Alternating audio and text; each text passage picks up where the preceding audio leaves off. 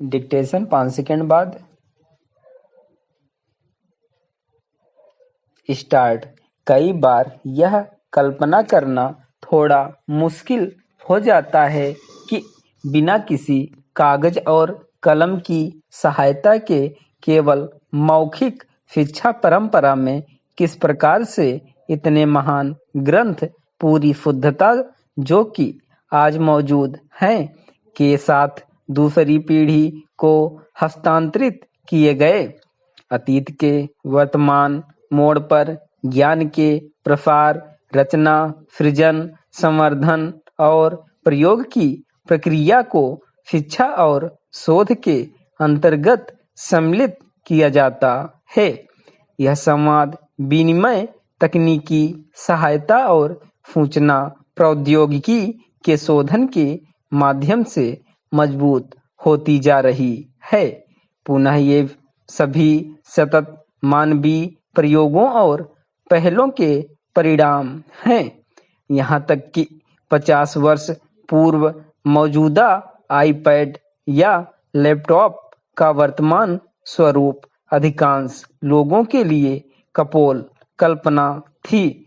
मानव को प्राप्त संचित ज्ञान, समझ और बुद्धि से जो भी लाभ और सुविधाएं प्राप्त हैं, ये सभी ऐसे समर्पित और तत्पर लोगों जिनके जीवन का प्रमुख लक्ष्य मानव हित था के सतत प्रयासों का नतीजा है। विभिन्न स्थानों और परिस्थितियों में जैसे जैसे ज्ञान के आधार में उत्तरोत्तर वृद्धि होती गई और मानव गतिशीलता का विकास हुआ, प्राप्त ज्ञान की सार्वभौमिकता का एहसास हुआ, उसे स्वीकारा गया और ज्ञान को समृद्ध करने की गति को बढ़ाने के लिए इसका उपयोग किया गया। आज मनुष्य को प्रकृति की ताकत का एहसास है। वे जानते हैं कि धरती माता के पास उपलब्ध खजाने का मानव की बेहतरी के लिए कैसे उपयोग किया जाना चाहिए। वे यह भी समझते हैं कि सभी मनुष्यों का एक समान और साझा भविष्य है। अस्तित्व को बनाए रखने और आने वाली पीढ़ियों के लिए इसे और बेहतर करने हेतु वे मानव जाति की शाश्वत एकता से सहज रूप से उत्पन्न साझेदारी और देखभाल के महत्व को भी समझते हैं। अंततः दुनिया एक परिवार है। अतीत में इस बात के सभी प्रमाण हैं कि ज्ञान का उपयोग नकारात्मक के प्रसार और संवर्धन में किया गया है।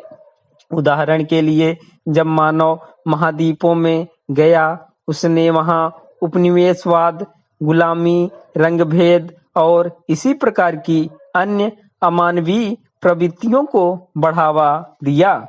जब मनुष्य को परमाणु शक्ति का ज्ञान हुआ, उसने हिरोशिमा और नागासाकी की त्रासदी को भी जन्म दिया।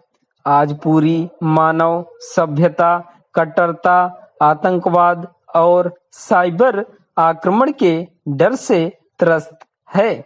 मानव पूरी तरह से यह जानते हुए कि प्राकृतिक संसाधन सीमित है और इसे छोड़कर अन्य किसी ग्रह पर इस जीवन को कायम रखना संभव नहीं है। वैश्विक प्राकृतिक संसाधनों के घोर शोषण में लिप्त है। जब लालच मानव चेतना से ऊपर उठ जाता है, तब हिंसा के लिए अनुकूल वातावरण और परिस्थितियां तैयार हो जाती हैं।